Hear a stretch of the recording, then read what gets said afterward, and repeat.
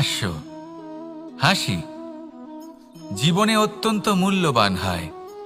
কথায় আছে যে হাসি এবং হাস্য আমাদের জীবনে ওষুধের মতো কাজ করে, আমাদের সুস্থ রাখে, আমাদের জীবনের অনুভূতিগুলিকে আরো সুন্দর করে তোলে। কিন্তু প্রত্যেক ওষুধের মতোই এর সাথেও এটাই হয়।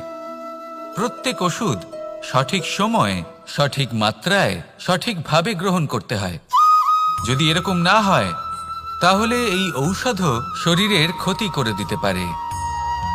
এবার আপনি ভাবতে পারেন হাসি থেকে কিভাবে ক্ষতি হতে পারে। আপনি যদি অন্য কারোর উপরে হাসেন তাহলে হয়তো তার মনে কষ্ট হতে পারে, তার অন্তরের মিত্র হয়তো শেষ হয়ে যেতে পারে, আর অন্তরের শত্রু জেগে উঠতে পারে। কিন্তু এটাই যদি আমরা সকলকে সাথে এনে সকলের সাথে হাসি, তাহলে হয়তো আমাদের অন্তরের এই হৃদয়ের ভেতরে লুকিয়ে থাকা যে শত্রু তা শেষ হয়ে যেতে পারে, আর অন্তরের বন্ধুসত্তা প্রকাশিত হতে পারে। ঠিক কি না? এবার আপনাকে উদাহরণ দিই।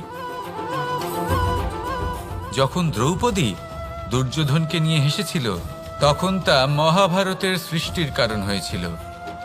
কিন্তু সেইখানেই যখন পার্থ আর মাধব একসাথে বসে মৃদুমন্দ হাসতেন তখন ধর্ম স্থাপন করা হয়েছিল।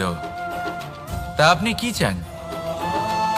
কাউকে নিয়ে হেসে তাকে আঘাত করতে চান, নাকি সকলকে একসাথে এনে তাদের হাসিয়ে তুলে ধনাত্মক প্রভাব ফেলতে চান?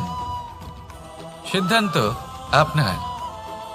আসুন আর আমার সাথে ভালোবেসে বলুন রাধা রাধা। মাঝে মাঝে কিছু মুহূর্তের জন্য চোখ বন্ধ করে ধ্যানের বেদিতে বসে ধ্যান করতে চেষ্টা করুন, আর বোঝার চেষ্টা করুন যে আমরা সর্বপ্রথম কি দেখতে পাচ্ছি, কি অনুভব করছি। আপনি দেখতে পাবেন সবার আগে আপনার চোখের সামনে আপনার দুষ্কর্মগুলিকে, আপনার লুকিয়ে থাকা ক্রোধ, অন্তরের যন্ত্রণা, ভয়, নিরাশা, এই সব কিছুই সবার আগে দেখতে পাবেন আপনি। আর এই সব কিছুই আমাদের দুঃখের কারণ হয়ে ওঠে। এই সব কিছুর সারমর্ম কি? সারমর্ম শুধু একটাই, সেটা হলো এই যে আমাদের এই মন তা কিন্তু দুষ্কর্ম পছন্দই করে না। আমাদের এই মন একটা সুখময় জীবন যাপন করতে চায়, সৎকর্ম করতে চায়। তাই এটাই করুন, শুভ চিন্তা করুন, শুভ কর্ম করুন, ইতিবাচক মনোভাব নিয়ে জীবনে অগ্রসর হন। তারপর চোখ বন্ধ করে অন্তরে দেখতে থাকুন। দুঃখের আভাসই পাবেন না। এই মন প্রসন্নতা এবং প্রেমের দ্বারা পূর্ণ হবে এবং বারবার বলে উঠবে রাধা রাধা।